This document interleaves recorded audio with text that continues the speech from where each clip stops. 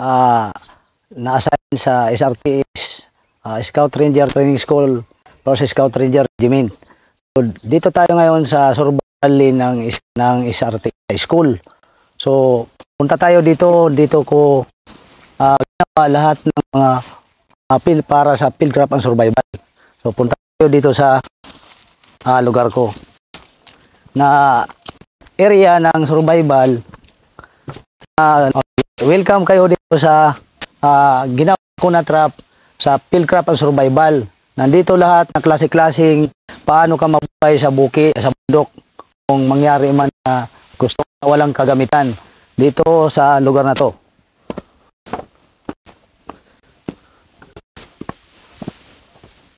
So ito yung ginawa ko na litra na welcome survival na pamagitan na ginawa ng mga huway. Tsaka ito puro mga native na tulad. So ito yung area ng survival lane. Dito yung area ng survival lane. Dito papunta dito itong daan na to na trail. Dito yung area yung survival lane dito sa trail na to. Itong lugar na to papunta doon sa taas. Lahat ka makasurvive sa bukid, sa bundok o sa karagatan. Dito ko ituturo at ang nagawa ko sa area na eksperto ko dito tungkol sa field craft and survival. So itong survival nadagdagan yung kaalaman ko dito nung maliit pa kasi ako nang nandun ako sa Samar. Natatanaw ko ito at nakikita nung civilian pa ako nung paano ginawa ng lolo ko at tatay ko. Paano mabuhay sa bundok. So itong kaalaman tungkol sa field craft and survival na dagdagan ko ang kaalaman ko dito nung nasa civilian ako. Naalala ko ito sa tatay ko at saka sa lolo ko na nakuha ko na sa kanila yung mga idea na ganito na kailangan pala ito sa sundalo, sa katulad sa akin na pagsundalo ko, itong mga natanaw ko sa kanila na naalala ko nandito na ako sa serbisyo na pinaka-importante pala ito i-apply yung paano ka mabuhay sa bundok, na paano ka makakuha ng makakain, pagsindi ng walang kagamitan posporo, na lahat mga bato, kawayan o kahoy na pwede pala ka makahanap ng pangpaapoy, at saka paano magluto sa ilalim ng lupa, paano magluto na gagamitin yung kawayan, yung bamboo na yan, na pwede lutuan ng kanin, pwede lutuan ng pangsabawin, gulay, na pamamagitan lang ng mga kawayan na yan. Halimbawa, itong survival na nandito na ako nagsundalo, itong halimbawa, nandito na ako sa sundalo, dito ko ngayon na pinakamaganda pala ito i-apply itong mga ito na kaalaman ko ng civilian pa ako. Ito halimbawa, na lost patrol ka o naiwang ka sa iyong kasama. So dito mo ito may apply itong survival. Paano ka makasurvive o maka-overcome sa mga madadaanan mo na may apply mo itong survival nga. Ngayon, nandoon ka halimbawa sa bundok, naiwang ka sa grupo. So, iyan na yan. Paano ka makakain? Paano ka makahanap ng tubig? Paano ka magluto paano makakuha ka ng makakain na ilulutuin mo? So, ito na yon, yung sa lupa, sa kawayan, yung maghanap ka ng pang-apoy, ito yung kawayan din, or bato. So, ito na ngayon. So, sa aking eksperyensya tungkol sa bundok, so itong mga trap na to na nagawa ko na 156 ito na trap, pwede yung pang tao, pwede yung panghuli ng makakain mo, mga halaman na sa bukid na makakati, na makakasira sa ating katawan, at saka yung mga bay na yan na gusto mong nanauhaw ka, pwede rin maghanap ka ng baging, ratan, may mga bay niyan, yung mga kawayan, may bay niyan, yung nauhaw ka na gusto mong uminom ng tubig. maraming paraan doon sa bundok na paano ka makasurvive, paano ka makahanap ng pangangailangan mo. Tulad ng tulugan, dapat maghigawa ka ng shelter, yung safety ka. Yung safety ka, dapat nasa taas ang kahoy, o sa cliff, o sa kuiba, dapat yung kuiba na yan, yung safety ka na hindi ka maano ng mga mabangis na hayop. Katulad ng mga shelter din yan ito, dapat yung safety ka, katulad nito, na walang dadaan na mga mababangis na hayop na makakasira sa iyo sa pagtulog, na mapanganib. So halimbawa, doon ka rin sa tubig, yung nawasak yung barko na sinasakyan mo, ma-apply mo pa rin itong survival. Paano ka makasurvive? Ano na naman ang i-apply mo doon?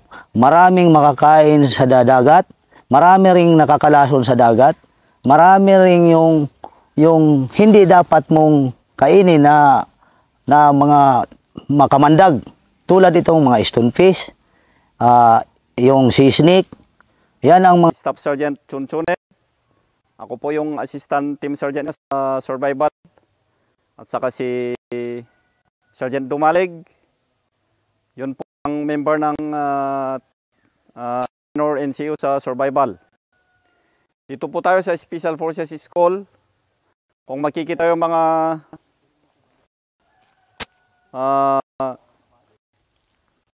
ito yung mga rope course. Ito yung mga rope course. Ito yung survival lane. Pag-uumpisa ng pagpasok dito sa ng mga trap namin dito. May human trap, animal trap, lahat ng gumagapang sa lupa ay andito po sa gubat yung lahat ng klase na trap namin. Dito pumupunta lahat dito yung mga nag-ano ng exercise balikatan at saka mga PMA. Ito sila nag-FTX taon-taon. Galing pa sa tradok ng mga OPC, OCS at saka yung mga CS namin dito na natitraining na kinakandak ng SFS at saka yung mga bisita na retired general nagbibisita dito sa school. Ang hindi nila maano dito, lagi nilang binabalik-balikan ng mga jungle survival lane. At ito namin itinuturo yung mga kung paano ang mag-survive na hindi kailangan ang mga galing sa syudad na bibili, kundi yung kung ano makikita sa gubat ay doon ka kumukuha ng mga pagkain, mga exotic food. Dito na malalaman yung kung paano ka makasurvive in case na napadpad ka sa ibang lugar. Hindi natin sa Panginoon sa mga sa mga darating na mga disgrasya. Kung tayo boyag na crash sa ano or sa mga tumawid na mga barko, ay alam po natin yung mga basic skill ng survival, kung paano tayo survive. Unang-una, nawala sa Philippine jungle. Panoorin natin bago ang iyong susunod na pag-akyat. Paano mabuhay? Hoy mga adventurer, kilig seeker, at lahat ng nasa pagitan. Ito ay ang iyong paboritong survival guru dito, bumalik na may isa pang adrenaline pumping adventure.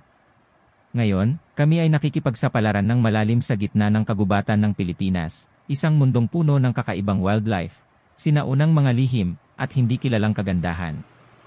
Ngunit ito ay hindi lamang isa pang travelogue.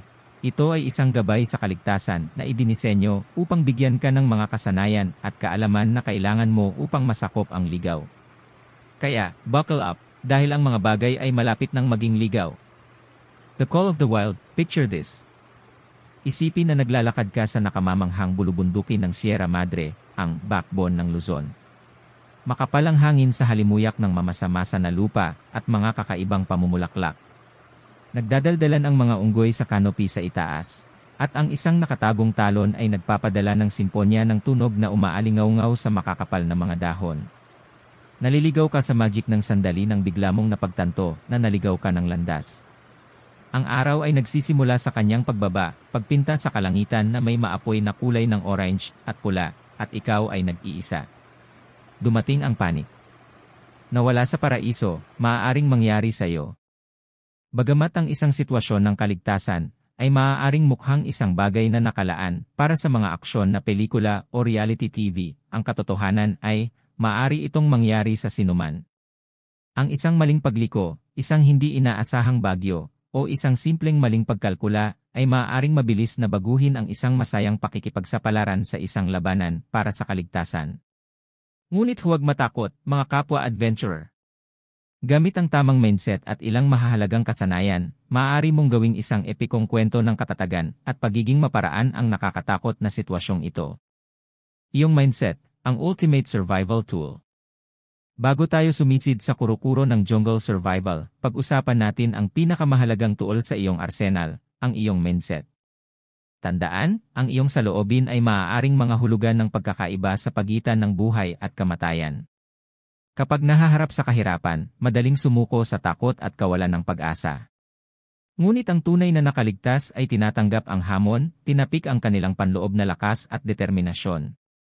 Pakinggan natin mula kay MSGT J. Marcinio, binoto bilang Best Jungle Survival Instructor sa Scout Ranger School. Pakinggan natin kay MSGT Agonoy, ang retiradong Special Forces Fieldcraft at Survival Instructor.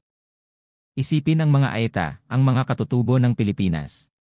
Sa loob ng maraming siglo, umunlad sila sa malupit na kapaligiran ng gubat, ang kanilang buhay ay kaakibat ng mga ritmo ng kalikasan. Ang kanilang katatagan at kaalaman sa lupain ang nagbigay daan sa kanila upang mabuhay at umunlad. Sa pamamagitan ng channeling ng kanilang espiritu, maaari mo ring talunin ang ligaw. Jungle Survival 101, The Philippine Edition. Ngayon, bumaba tayo sa negosyo. Narito ang ilang mahahalagang kasanayan sa kaligtasan na iniayon sa mga natatanging hamon ng kagubatan ng Pilipinas. Paghahanap ng tubig, ang eliksir ng buhay, sa gubat, ang dehydration ang iyong pinakamalaking kaaway. Maghanap ng mga umaagos na mapagkukunan ng tubig tulad ng mga sapa, ilog o talon.